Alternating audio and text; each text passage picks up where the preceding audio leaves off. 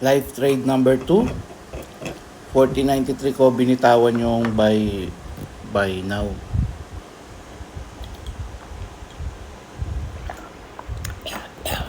Problema. Medyo risky game to, no? Possible cut or recovery. Papasok mamaya sa recovery. Ang scoring kasi ng ano natin, ng indicators is 2 versus 1, no? 1 is above siya ng 55 MA natin, and then yun, ito yung kalaban niya.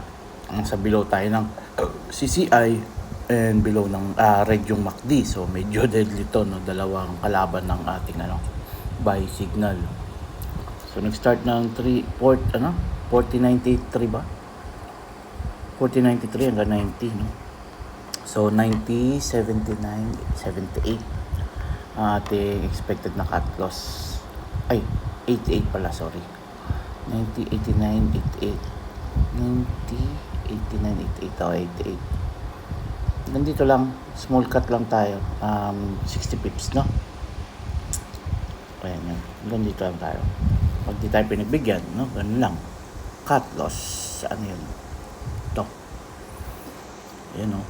Okay, so possible labanan natin hanggang 90 siguro.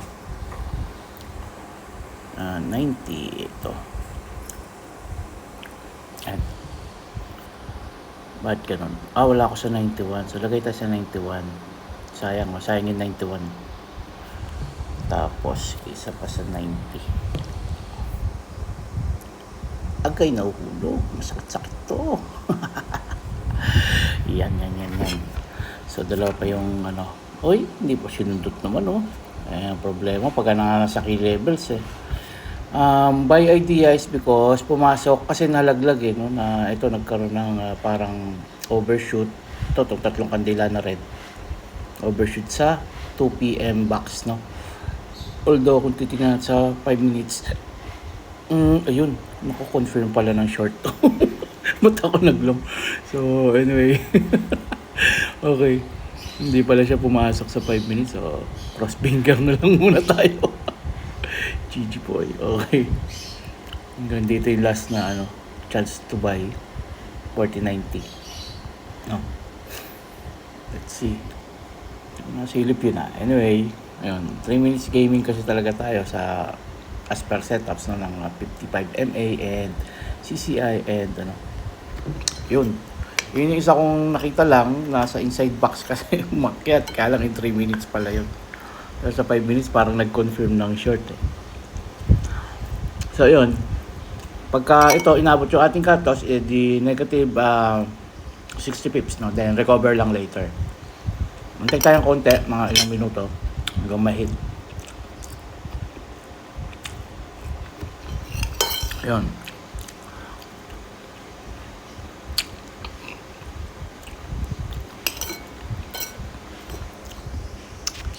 Sundot pa. Yun. Hindi lang nasundot, tinusok pa. Ang lupit, no? Ano lahat,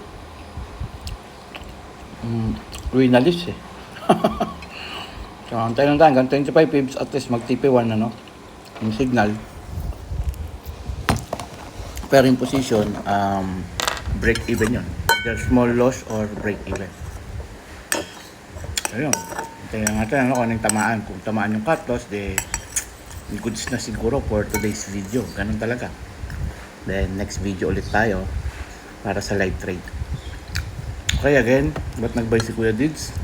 Dahil nga in 3 minutes nang bulabog siya, no? May tatlong kandilang pula, and then nag-pump itong malaking green. As per experience kasi pagka ganyan, nag-overshoot lang. Kaya lang in 3 minutes pala to. So, kasi 5 minutes talaga yung as per structure na kung susundin natin tong si box na 2 PM box. Yun. Kung titignan sa 5 minutes to, parang confirm siya, short, nauntog, Yun. So, itong kandila na to yung magsasabi, itong last na to. Ayan, pumasok. May chance pa tayo. Ayan, siya magsasabi, no? So, yun, TP1 na sa ating signal. Ayos, thank God. TP1 na sa ating signal. Ganun lang yung idea, no? Baka nalilito kayo, no? Yan siya, okay. Ito na ipakita natin. Kasi yung mga trader, gusto gain lang, eh. Ayan, yun. Ayan siya, sige. So, actually, TP na to. Pwede na ako mag-out dito, no? Out ko na to para ano. Yan, sige. Salamat. Kita nyo naman. Kaya siya long kasi nga, yung drop na ito, hindi nagtuloy, no? Hindi nagtuloy. Tapos pumasok pa sa loob, kaya lang in 3 minutes, no? Yun, yung totoo sa malaking green. Medyo nakapanduda lang yung nasa 5 minutes dahil nga nauntog siya kanina. Pero sabi ko nga, ito yung magdidikta. Ito tong isa na to. Kaya nag-close siya sa loob. So, tama yung idea na possible, laruin niya muna tong box. Ibig sabihin natin doon, i-ping-pong play na to, no? Either mag-buy on support, then sell on resistance, buy on support. So, hanggang sa mag-overshoot din niya minsan sa taas, then babalik ulit sa loob. Ganun lang ng ganun. So, alam niyo na yun, pag bumalik sa loob, sabihin, confirm yung ping-pong play natin dyan sa box na yan. So, yung ganun lang mga bossing, at laging magpe-place lang ng cut loss area para if mamali, mali, ganun talaga. Alam, pinagbigyan tayo. So, thank God. Ayos!